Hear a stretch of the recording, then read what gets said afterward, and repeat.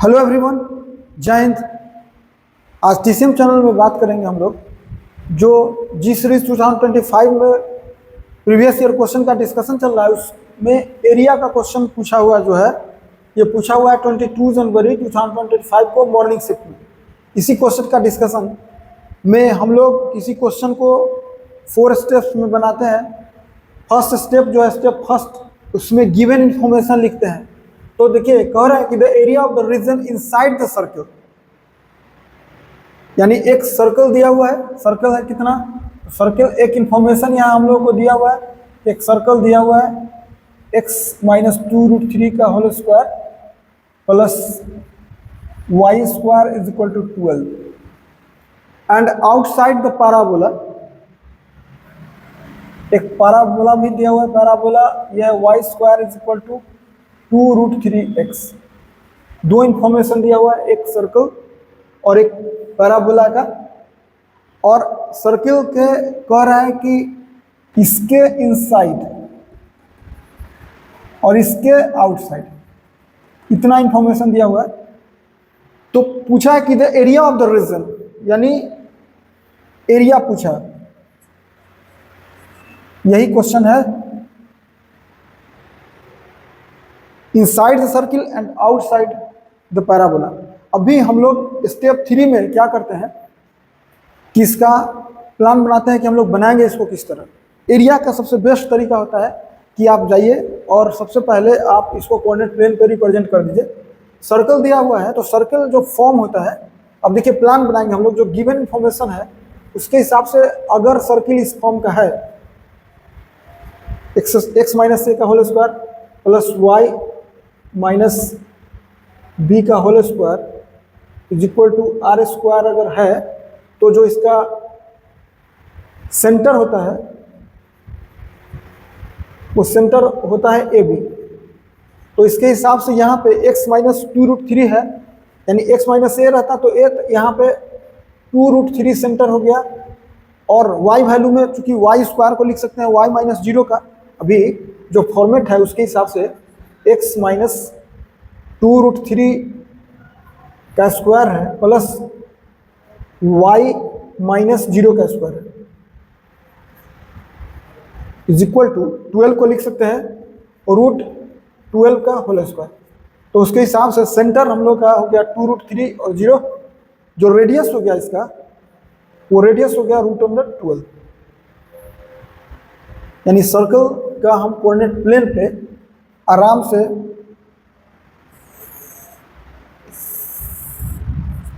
Circle को हम represent कर सकते हैं। इसमें सेंटर पता है हम लोगों को, सेंटर पता है 2√3 0 और रेडियस √12, दैट इज ये अगर निकालिएगा तो ये 2√3 ही आएगा। तो देखिए यहाँ पे 2√3 लगभग, यहाँ पे अगर हम इतना कर लेते हैं, अगर ये पॉइंट को 2√3 करते हैं तो ये सेंटर हो गया हम लोग का 2√30, यही सेंटर हो गया 2√30। किसी सर्कल का जो अगर ग्राफ ड्रॉ करना है तो उसका सेंटर खोज लीजिए और साथ में रेडियस। तो रेडियस जो है इसका 2√3 है, यानी यहाँ से डिस्टेंस 2√3 है, तो यहाँ से एक सर्कल जो बनेगा ये टच करता हुआ बनेगा, क्योंकि इसका सेंटर भी 2√30, यानी ये डिस्टेंस भी 2√3 है और रेडियस भी 2√3 है। तो एक सर्कल हम अभी ड्रॉ कर लिए। अब सर्कल ड्रॉ करने के बाद हम एक पैराबोला जो होता है, देखिए यहाँ पे y square is equal to 2√3 है, x है, दैट इज ये y square is equal to 4ax के फॉर्मेट का है, यानी ये हॉरिजॉन्टल पैराबोला है। Horizontal parabola. आप ग्राफ जो हम टॉपिक पढ़ाए हैं पैराबोला के ड्रॉ करने का वो अलग पढ़ाए हैं, सर्किल का अलग पढ़ाए हैं, वहाँ आप देख सकते हैं, डिस्क्रिप्शन में उसका लिंक मिल जाएगा आपको।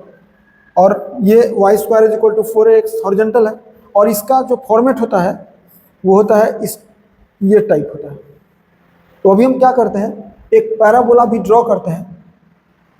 अब पैराबोला सर ड्रॉ करेंगे तो अगर हम स्टूडेंट है तो हमको पता कैसे चलेगा यहाँ से पास करेगा, यहाँ से पास करेगा कि अलग से पास करेगा। तो इसके लिए क्या किया जाता है ना कि सर्कल और पैराबोला का इंटरसेक्शन पॉइंट निकाल लिया जाता है।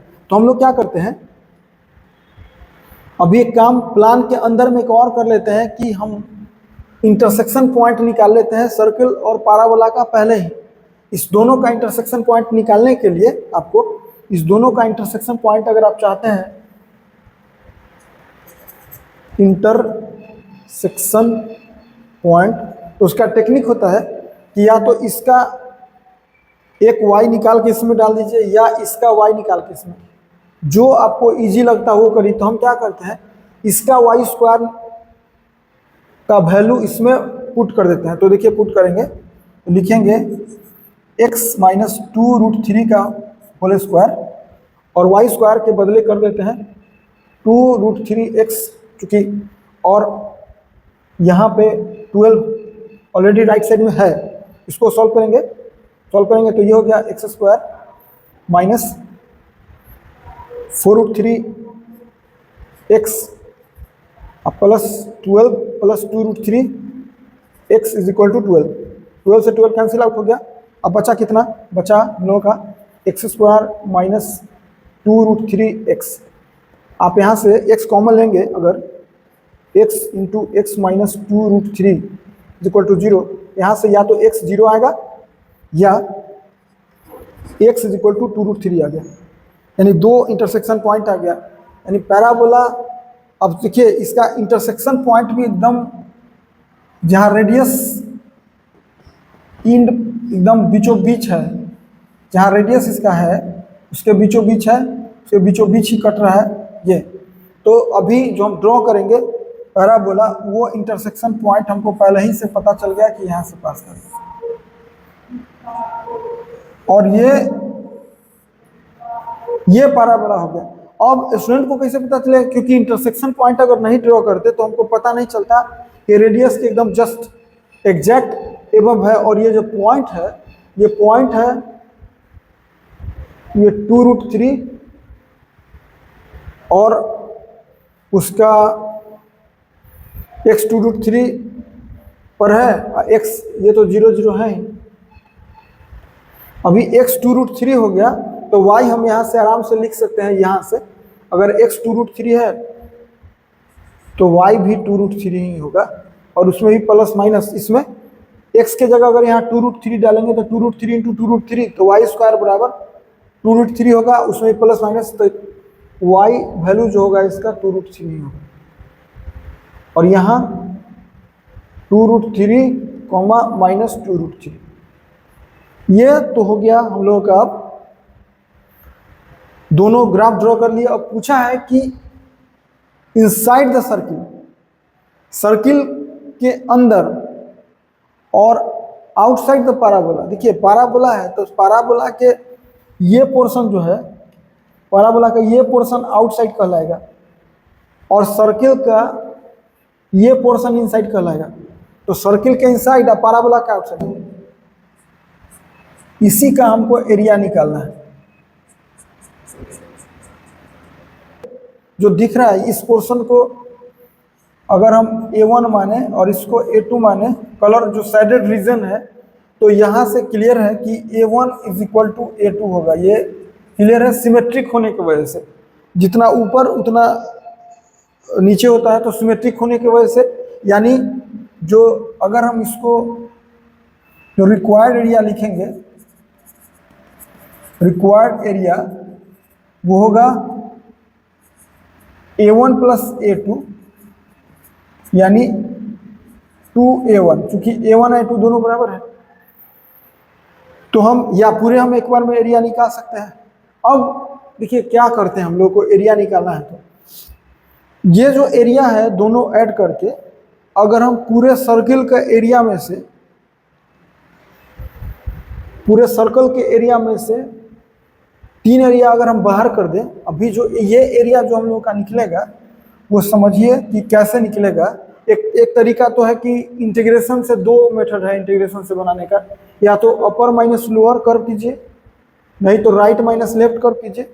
नहीं तो एक मेथड होता है, ज्योमेट्री यूज करते हैं। कैसे? हम लोग क्या करते हैं कि ये जो रिक्वायर्ड एरिया, अगर पूरे सर्किल के एरिया में से अगर 3 पोर्शन का एरिया अगर हम बाहर कर ले, एक इस पोर्शन को हम बाहर कर ले, अगर देखिए एक ये पोर्शन को बाहर कर ले, इसका नाम हम देते हैं यहाँ A3, और एक और पोर्शन आपको दिखा देते हैं, ये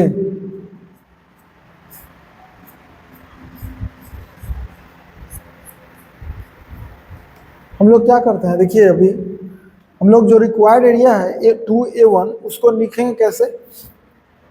तो हम यहाँ यूज करेंगे एरिया ऑफ सर्कल। शॉर्टकट कर रहे हैं, नहीं तो फिर इंटीग्रेशन से बच रहे हैं, और करेंगे भी तो हल्का करेंगे। और उसमें से अगर हम माइनस कर दे, ये जो A4 इसको मान लेते हैं, ये जो वर्टिकल है उसमें से हम A4 माइनस कर लेते हैं। कैसा? वर्टिकल वाला। और उसमें से माइनस कर लेते हैं A3। A3 भी हॉरिजेंटल वाला है। ये रियली में हाफ सर्किल हो गया, हाफ सर्कल निकाल लेता है तो काम हो गया मेरा। अब हम क्या करते हैं, यहाँ पे एरिया ऑफ सर्कल जो होता है, पूरे सर्किल का एरिया क्या होता है? पाई आर स्क्वायर होता है, जिसका एरिया होता है पाई आर स्क्वायर। एक कोई टेंशन नहीं, पूरे सर्किल का एरिया माइनस हमको A4 अभी निकालना बाकी है। A4 हम आराम से निकाल सकते हैं। देखिए कैसे, अभी हमको A4 निकालना है। देखिए A4 अलग निकाल के हम बता दे रहे हैं। A4 कैसे निकलेगा? तो अभी अगर हम पैराबोला अलग बना दे और इतना ही एरिया हम चाहते हैं, ये वैल्यू है इसका, ये पॉइंट कौन है? तो ये पॉइंट था, कौन लाइन है? x is equal to 2√3 line है। और ये जो पैराबोला है वो है y square is equal to 4ax होता है। तो x इज इक्वल टू है, यह है x is equal to y square upon 2√3, y square upon 2√3। जो एरिया A4 है वो लिखा गया यहाँ। A4 का एरिया इज इक्वल टू होता है right curve minus left curve, right curve minus left curve. और नहीं तो ये एरिया निकल लिया, इसका 2 टाइम कर दीजिएगा तो पूरे निकल जाएगा। तो हम लोग एक ही बार कर ले रहे हैं फाइनली। आप जानते हैं कि ये जो पॉइंट था ये 2√3 था, तो ये भी वैल्यू 2√3 होगा y वैल्यू, और ये वैल्यू होगा -2√3। जो एरिया निकलता है ना वो अगर right curve minus left curve है तो y एक्सिस पर का कटिंग पॉइंट निकलता है। तो लिमिट वही लिखा था, यहाँ क्या होगा? -2√3 से 2√3, और right curve minus left curve into में dy होगा। आप जान लीजिए इसका वैल्यू जो होगा -2√3 से 2√3। राइट कर्व कौन है, लेफ्ट कर्व कौन है? तो राइट कर्व है 2√3 माइनस लेफ्ट कर्व कौन है? तो लेफ्ट कर्व है y स्क्वायर बाई 2√3 इंटू में dy। ये सॉल्व कर लीजिए, A4 निकल जाएगा। सॉल्व कर देते हैं तो होगा इसका वैल्यू -2√3 से 2√3 तो कांस्टेंट है, डायरेक्ट dy आएगा, 2√3 बाहर हो गया, और -1/2√3 बाहर हो गया, और y स्क्वायर dy हो गया अलग से -2√3 से 2√3 हो गया। अब इसका dy का तो y होता है इंटीग्रेशन, तो y इंटीग्रेशन होता है तो लिखाएगा 2√3, और यहाँ हो गया y -2√3 से 2√3। इसका हो गया 1/2√3, इसका इंटीग्रेशन हो गया y³ और -2√3 से 2√3। इसको सॉल्व कर लेंगे तो आ जाएगा। सॉल्व कर लेते हैं। इसको हो गया यहाँ पे 2√3, और यहाँ 2√3 y की जगह एक बार पुट करेंगे माइनस, फिर -2√3, तो ये तो प्लस हो जाएगा। तो ये फाइनली हो जाएगा इंटू में 4√3 हो गया। इसका वैल्यू हो गया 4√3, और यहाँ पे -3 बाहर हो गया तो 1/6√3, और इसके ब्रैकेट में होगा 2√3 का होल क्यूब, 2√3 का होल क्यूब माइनस माइनस 2√3 का होल क्यूब, यानी फाइनली क्या हो गया 2 इंटू 2√3 का होल क्यूब। वैल्यू हो गया कितना 24, और ये हो गया -1/6√3। 6 2 से कटा भी तो एक तरह से कहिए 3√3, और 2√3 का होल क्यूब हो जाएगा 2√3 का होल क्यूब हो जाएगा 2 का क्यूब, यानी इंटू में 8, और 2 का क्यूब हो गया 8, और √3 का क्यूब हो गया 3√3, यानी 3√3। 3√3 से 3√3 कैंसिल हो गया, यानी हो गया कितना 16, यानी हम लोगों का A4 निकल चुका है 16, और A3 इसका हाफ एरिया है, तो ये क्या होगा माइनस पूरे का हाफ, इसका एरिया पूरा पाई आर स्क्वायर होता है, तो ये हो गया पाई आर स्क्वायर, यानी हो गया half pi r square minus 16। अब निकाल लेंगे कितना होगा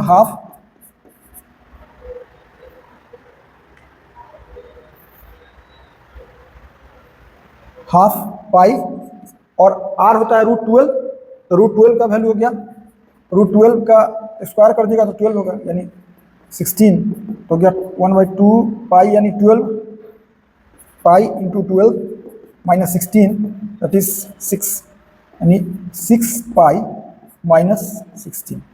यही इसका जो फाइनल आंसर आएगा 6 पाई माइनस 16। अब देखना है किस, तो इसका फाइनल आंसर है थर्ड 6 पाई माइनस 16। तो आज के लिए इसमें इतना ही, थैंक्स।